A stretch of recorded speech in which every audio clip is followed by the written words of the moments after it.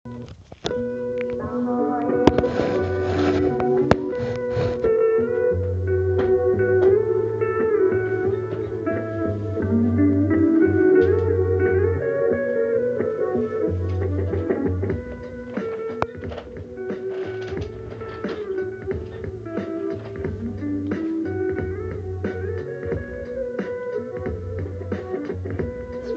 word mer än rap.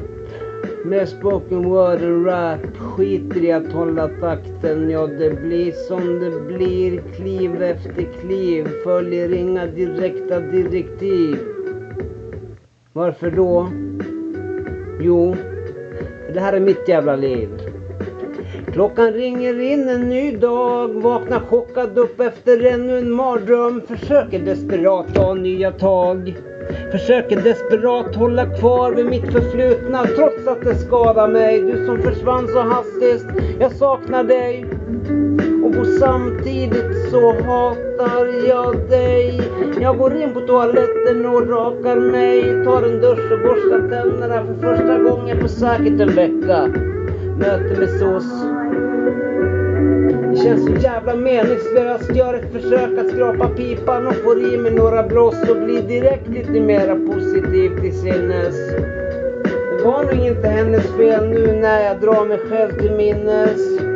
Mitt mission är som vanligt sinnesfri.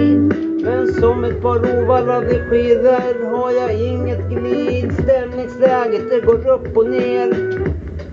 Det går ner och upp. Det går upp och ner som någon attraktion på tivoli. Ambitionsnivå 0, ambitionsnivå 100. Vilken röra, se men inte röra.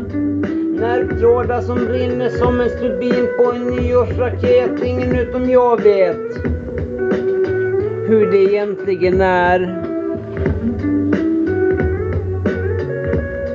Fan, inte ens jag vet det.